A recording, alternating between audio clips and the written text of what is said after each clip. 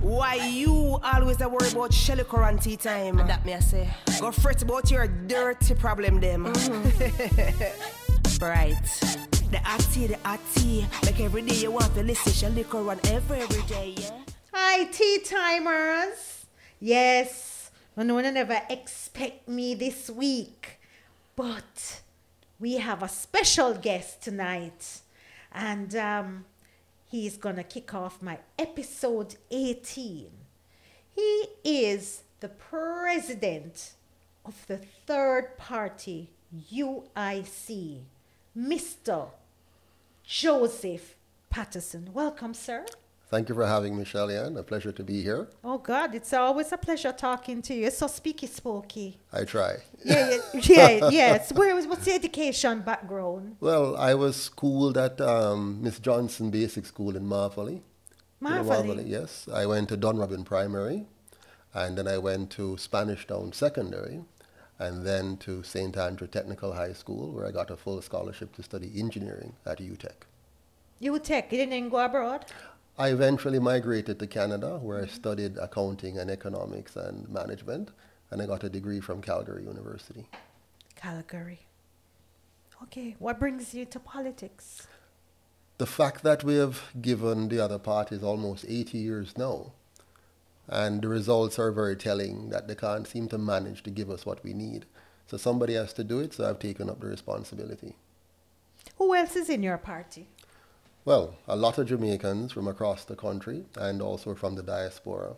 So we have persons in Westmoreland, Montego Bay, Kingston, St. Andrew, St. Catherine, St. Mary, St. Anne, and of course across the diaspora, Canada, the UK, London. Do you sit in every parliament sitting?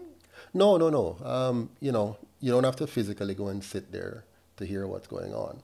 I follow the news, I follow what's happening, but most importantly, I follow the stats, like the crime rate, the economic development, the social indicators. And from what you can see, we're failing on just about all of them. And I'm amazed to see that we have the same two parties serving us for almost 80 years now. And if you look at their track record, the exchange rate always going down, generally speaking. The crime rate always going up, generally speaking. The education performance, we fail 70% of our students every year. You look at the social infrastructure, roads, public spaces, dirty, unkept, poorly managed, poorly designed. So they're not really succeeding on any of the basic elements of government. So we, the Jamaican people, have to take back our country and do something different. What are you doing different? Very good. So we have taken the time to study what's wrong with Jamaica. And in a nutshell, it's bad governance. We have a constitution which was designed by our colonial masters for us. Just think about it, Shelley. Somebody rob you, rape you, beat you, abduct you, enslave you, and then write a document and say, here's how you must live your life. Would you accept that? No. No. And so it's time for us to write a different constitution, a new constitution, a Jamaican constitution, one that is of the people, for the people, and by the people. And that's what the UIC wants to do. We want to give Jamaica a good system of governance with a proper constitution that results in a safe, clean, and orderly society where all of us, me and you, your children, your grandchildren, can live, earn, and retire with dignity. Do you think Andrew is a thief? I wouldn't want to call him a thief because I don't have any direct proof or evidence. But if you look anecdotally or step back and assess the situation, Andrew went into politics about the same time I left university. We're roughly the same age. He has spent the last 25, 30 years in politics. So that means he has not been in industry. He has not been building successful businesses. But clearly, he's by far wealthier than most Jamaicans in his age group with his background. Many Jamaicans who have worked harder and longer than him have not been able to achieve that kind of economic position that he has. Now, he might have an explanation for it, but so far, his declarations don't show that explanation. We don't see the link. And currently, he has not signed an integrity. Correct. And we have also heard of issues where you know, he was brought to the Integrity Commission. The investigators said we should investigate, we should prosecute. The prosecutor said we shouldn't prosecute. And then we talk about that. But the real issue is the Jamaican people have been robbed by 79 years of the two parties. Now, I don't want to just put this all on Andrew. No, it's not. Right? So it's a long history. I mean, if you look at PJ Patterson, when he left office, he made sure to create a situation where his retirement income would be equal to that of a prime minister's salary for the rest of his life. So he set himself up. But he has not set up the people of Jamaica. So PJ Patterson failed us. Portia Simpson failed us. Bruce Golden failed us. And now Andrew is also failing us. So, the UIC, how are you planning not to fail us? Very good. Well, one of the things we've done with the UIC is to make sure it's a people's party and it's an education party. What do I mean by that? The UIC is designed to be funded by the Jamaican people. So you have ordinary people like me and you who are donating to the party. Who audits that? Oh, very good. We have an auditor and also the Electoral Commission of Jamaica. So if you go to the ECG right now, our audited statements are there every year. So every dollar is accounted for. But the point I want to make is the two major parties, the two traditional parties, what I call the colonial parties, they have been funded for their entire lifetime by the rich elites of this country. Okay? And so all the results you see us getting is because the rich elites are okay with it. While the majority of us who have been fooled into thinking that these parties love poor people, they have been raping the poor people to enrich a few people and tell us how much they love us. Now, the bottom line is this. As long as we continue to have political parties being funded by the rich elites, those parties will never work for the Jamaican people. And that's why the UIC is funded by people like you and me, giving $1,000 a month, $250 a week, $5,000 a month. Ordinary Jamaicans here at home and abroad. We are the People's Party. Will you be on the ballot box names in every parish in the next general election? Well, I can't speak for every single parish. Our goal is to be in every parish. Our goal is to have a candidate in every seat. There are 63 so then you're not of them. clearly looking to be the next prime minister. Well, it's not a matter of what I'm looking to be the next prime minister. What we're going to achieve is this. If even one UIC candidate is elected, we may very well hold the balance of power. You have like the PNP having 31 seats, the GLP having 31, and we have the one in the middle. Neither of them can form the government without us. If we have 5, that's even more. If we have 10, that's even more. So the bottom line is, give the UIC a space in the parliament, and we will hold them accountable and bring this country to a better place. Tea time as I'm liking this. I'm liking this. So, because I want it to be more education wise, because we are all seeing what is happening with the tiptoeing of the balance of power. I'm not picking on Andrew or anything, but the power is in their favor, and you know, we the people are feeling it. Yes. And where can Jamaicans at this time look out for certain places? There must be certain parishes that you have targeted to Absolutely. say. I'll tell you one. Tell me 3. I'll tell you one right off the bat. Northeast St. Elizabeth, that's my constituency. So Northeast St. Elizabeth. St. Elizabeth, and that would be Floyd Green's. No, not Floyd Green.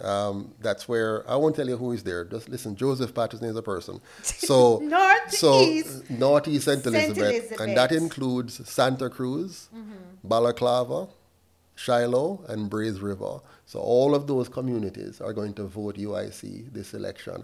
I live there, by the way. I live in a little area called Elam. I'm on the border of Elam and Bogue.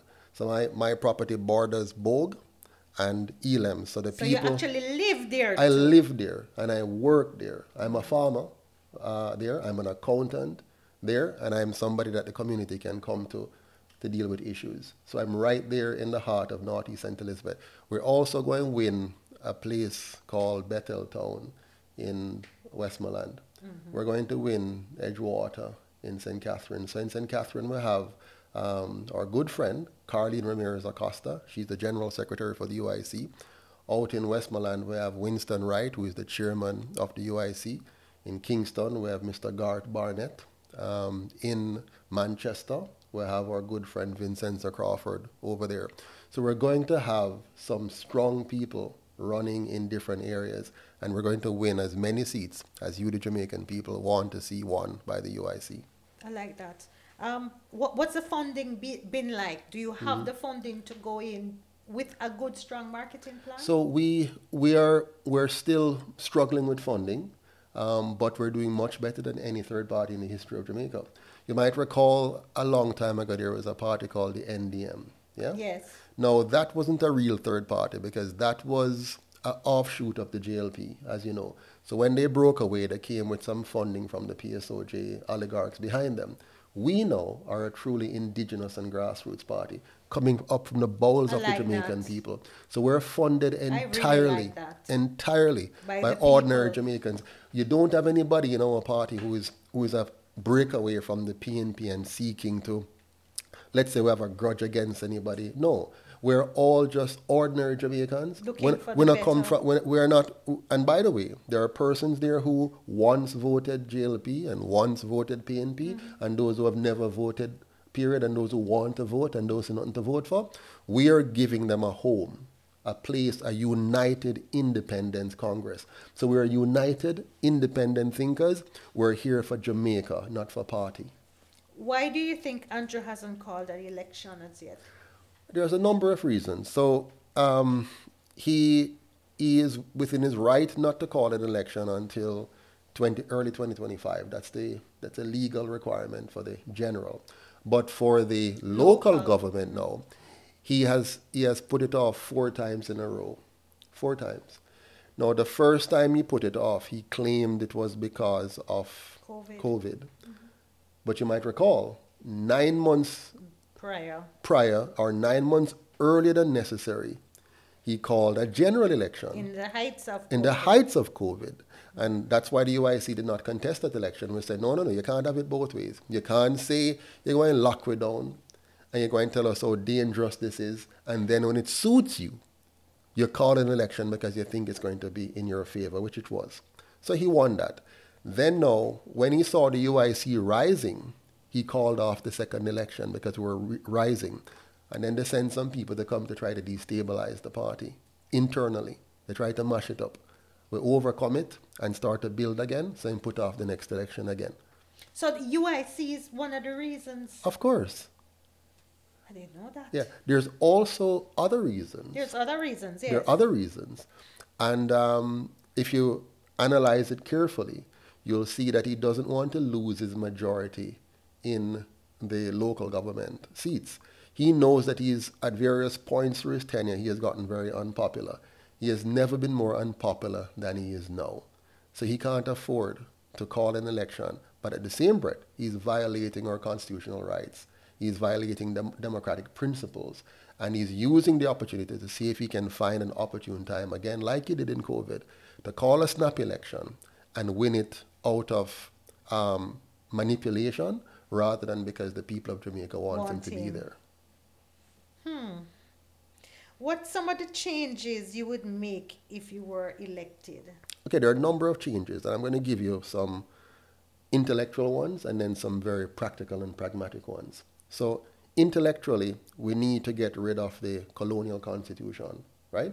Not just replace the governor general with a president and keep the same system. That's like putting lipstick on a pig. What we need is a real new constitution that reflects Jamaica, that reflects the values of the Jamaican people, that reflects the aspirations of the Jamaican people. So we have a plan for that, and I can tell you more.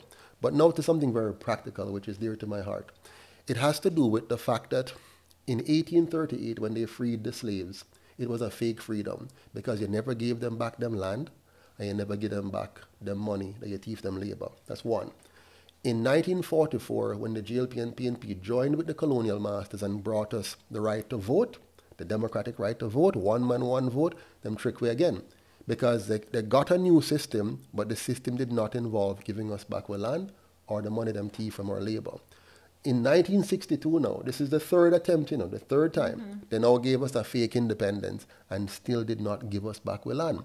To this very day, From 44 to now, 80 years of PNP and JLP, they have withheld the land and forced the people them for slave for try to buy back them land. And then they call them squatters and even go and bulldoze them.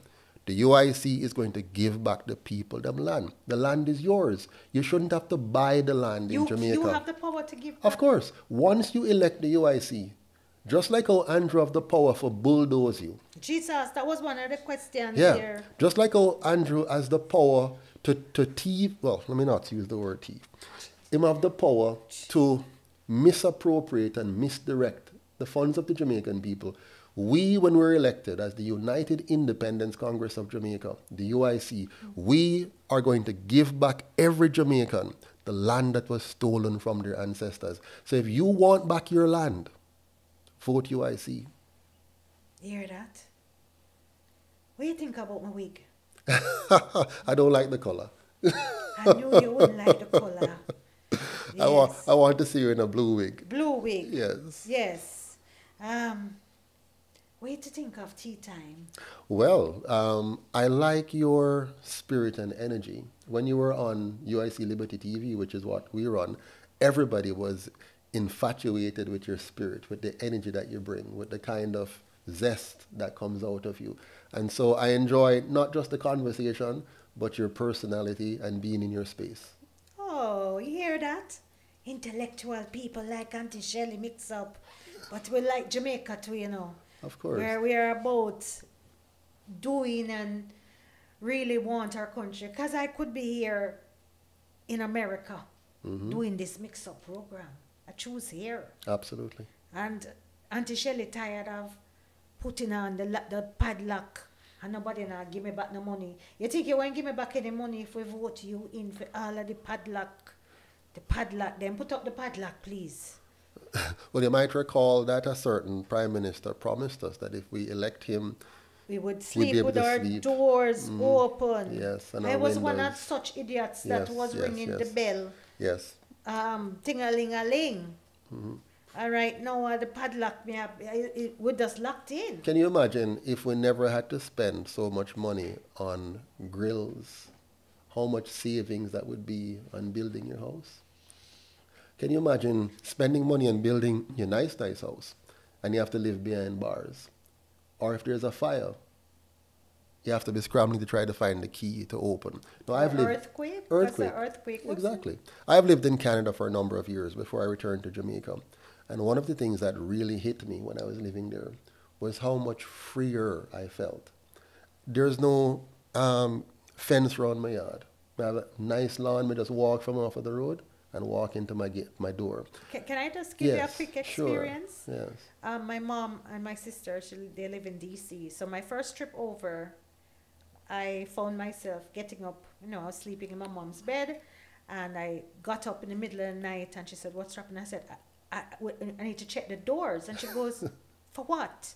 And I said, "Yeah, because people can't break in." I said, "We're in Maryland. Yeah. It's even if it was open, we wouldn't panic." Yeah. And it took me a little while to adjust, and I realized it's not them, it's us. And we have become this state of fear is so normalized that we don't even understand the stress that we live in. It's a culture. If you were living in the countryside, let's say back in the 60s, early 70s, you wouldn't have any grills on your windows. No, but and now doors. it's changed. No, it's changed. So, and where did that change come from? Culture is a product of governance. If you have bad governance, it shapes your culture. I'll give you an example. Singapore, they got independence from Britain, the same colonial masters, in 1965. Fast forward to today, their murder rate is 0.025 per 100,000. Ours is 46. Look on Singapore, their country, clean and beautiful, east to west, north to south. Look at ours. Only the tourist areas are okay. Their school, their children, 99% of them graduate successfully. Ours, we're lucky if we get 30% graduating successfully. Yeah, and that's because one man or Governance. right? Good governance, but people don't governance. understand. Good governance. But we want to break it down. Yeah, man, let's break it down. The prime minister there is a prime minister or president? Yeah, they had a prime minister, Lee Kuan Yew, back in the day. Yeah. So he decided that his change to his country would put the most qualified people, am I right? You're correct, yes.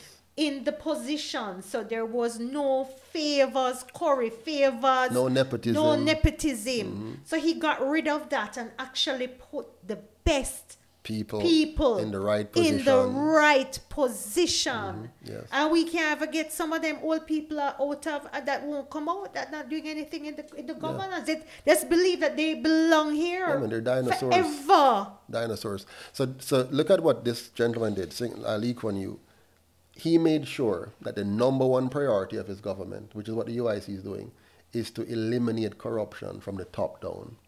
When you make an example, for example, if the other day when Andrew was caught in the little business there with the Integrity Commission, and the investigation had gone forward and gone to court, and they said, man, you're guilty, and the Jamaican people say that even if you're a prime minister and you do something wrong, we're going to deal with you. If the people say that you change their attitude and you lift the country up. Of course. That's what Lee Kuan Yew did. His best friend, one of his most senior ministers, got involved in corruption, and him allowed the system, the justice system, to crucify him. So that the people of Singapore could see that we will not tolerate corruption. Yeah. Is it the same country that just, I'm not sure, but for some weed, I think they put a serious penalty. No, I know that in Singapore, drugs is a no-no. It's a no-no. Yeah, it's almost a death penalty. Death penalty, yes. So recently I know in it, Singapore, right. I just read right. that. And by the way, I don't endorse everything they do. I'm just saying but they're strict. They're very strict. And the strictness, yes. the strictness in the right areas. For example, if you say corruption is a no-no, here what happens when we do that. If we eliminate corruption, Jamaica saves a minimum of $275 million a year, a minimum. Add that up. If we eliminate corruption, more money goes to education, more money goes to healthcare, more money goes to micro and small business enterprises, more money goes into designing and building quality roads, more money goes into giving us playgrounds and parks for our families and communities, which we don't have, by the way. You go to most communities, they have no proper playground for the children, no proper parks for the people. Our government treats us like hogs. Look at our communities. They're not designed for dwelling. They're not designed for us to enjoy our Jamaica. It's only tourists must enjoy our Jamaica. I saw them design it.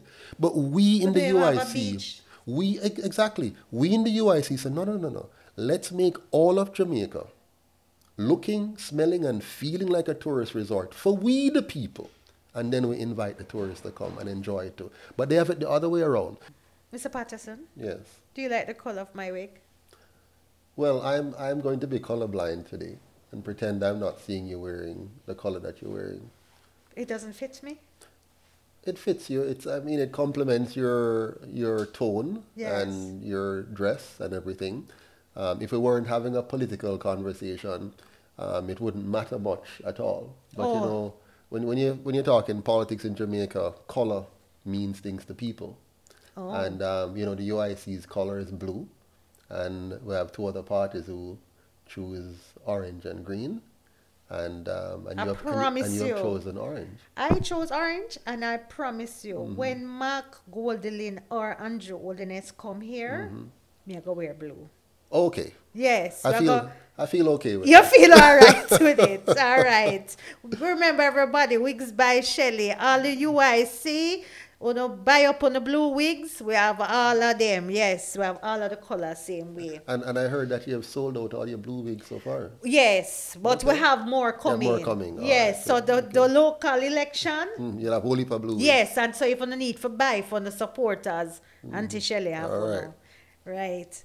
So, what do you think about Andrew? Oh my God, I keep calling him the Holiness, but I'm going to call him Wholeness. You know that my mom is a Wholeness. Oh, I didn't know that at all. Yes. And names are not so important now because all of us got our names from our slave ancestry, right? That's true. So I don't put a lot of stock in names. So for example, PJ Patterson and I share the same last name. We don't share the same values. We don't share the same political party. But we respect the fact that he's a Jamaican and I'm a Jamaican and you're a Jamaican and Andrew Onis is a Jamaican. So we must respect all Jamaicans regardless of names or even partisan association. Yes. I like your philosophy. Thank you. Yes. How is your wife? She's doing very well. She was sorry she won't be here today because she had to do some business.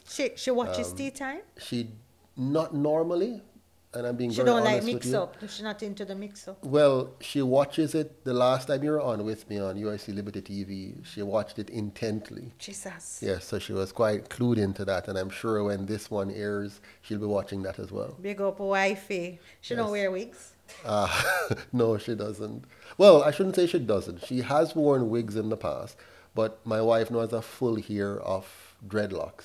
Oh. Yeah? Okay. So she has grown it and it has blossomed and mushroomed and so. Okay, so no wigs. Yeah, so no I can't wigs for still her. learn nothing. Yes. But my daughters wear wigs. Okay, so maybe you can support Yeah, Auntie when Shelley. they're in the winter, when Yes. they travel US, Canada, they Yes. put on the wigs to keep their head warm. What do you want to tell Jamaica right now? Well, right now, we're in a very, very unique moment. Once again, we're being faced with the idea of changing our governance model. Yeah? So we have gone through what they call self-governance in the 1940s, where we got the right to vote. We have gone through now 60 years of so-called independence with a foreigner as head of state, a white woman in England, and now a white man in England, king. And today we're talking about going republic. And I want to tell all Jamaicans, let us not make the same mistake that we have made in the past. In the past, we allowed two parties to trick us into a model of governance that doesn't work for us. The time has come for us to have a true republic, a republic that is for the people, of the people, and designed to meet the interest of all Jamaicans. I can tell you this, if we allow them to trick us again, we may never recover from the disaster that results.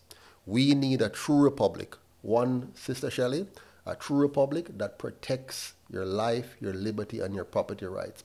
A true republic which will allow never again a prime minister to get money from foreigners to inject us against our will. That will not allow a prime minister to lock us down against our will. That will not allow laws to come in to deny us our right to speak freely. That will not jail us, as they did me, for simply protesting against the government and saying we must get permission from them. We want a country where freedom of speech, freedom of movement, freedom of association, and freedom of choice are fully protected. We want a country where every Jamaican can live, earn, and retire with dignity. We want a country which is safe, which is clean, which is orderly. We want a country which is truly Jamaican. Well said. Can you tell our tea timers where to find you on your social media platform? We're going to put it up on the screen. Sure. So you can find us on the internet at uicjamaica.com. So uicjamaica.com. And you can find us on any social media platform by just typing in UIC Jamaica. So at UIC Jamaica for Facebook, at UIC Jamaica for Twitter, at UIC Jamaica for YouTube. And if you want to watch us on our YouTube channel, it's UIC Liberty TV. We're always there showing something. I appreciate you being here. You know this is a mix-up channel? Yes, a mix-up. No, what's the mix-up today? I just have a question. All right. You ever gay wife bun? Bun. You know, we recently bought a lot of Easter bun with Jesus. What? You mean something else? Yeah. So we got some love. I won't give the name of the company because I'm not giving any free promotion. Shelley.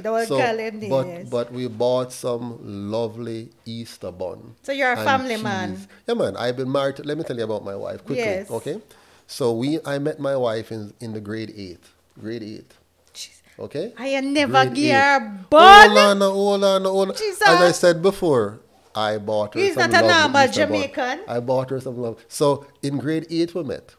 And so we've been friends ever since. When I was head boy, she was head girl.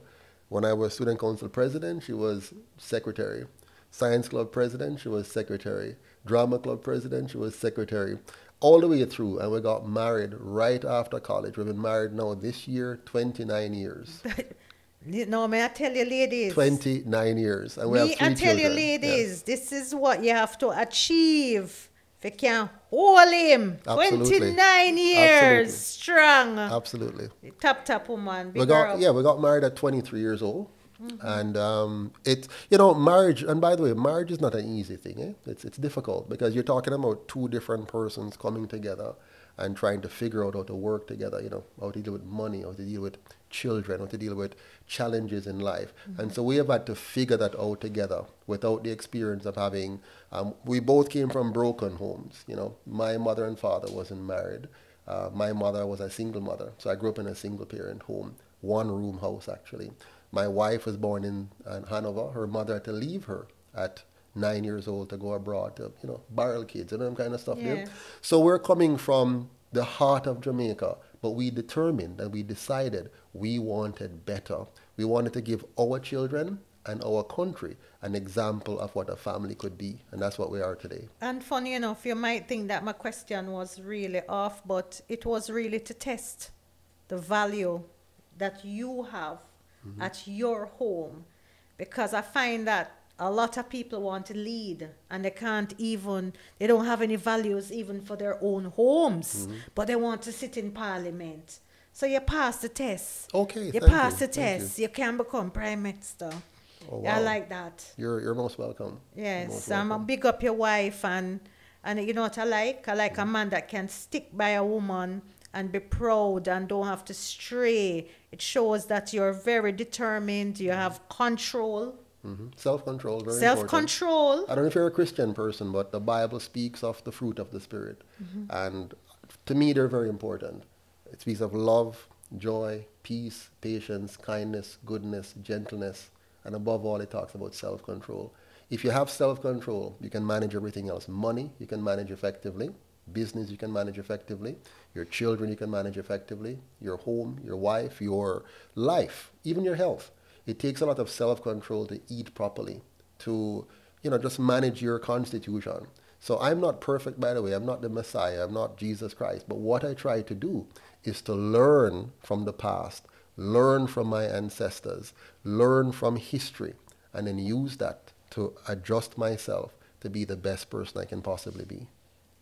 Mr. Patterson, it was a pleasure. Same here. It was a pleasure. Thank you. I am always having the problem of not wanting to say goodbye because your intellect and your reasoning skills is just always like on a different level. Thank you so much. It's quite refreshing. My pleasure, my pleasure. And tea timers, go on and log in. This is a different avenue from what we are used to. They don't really care about colors over there. They care about constitution and rights and freedom of speech and values and control. Us taking control and having a balance of power. Give them a chance and listen to Mr. Patterson, a very nice man. Thank you for being here on Tea Time. Thank you for having me. And please, Jamaicans, I know you're going through a rough time right now. The economy is difficult. You're having stressful moments. The depression level is higher and higher and higher. But hang on and hold on. Help is on the way. The UIC is here for you. The RT, like every day you want to listen, Shellyann Curran every day, yeah?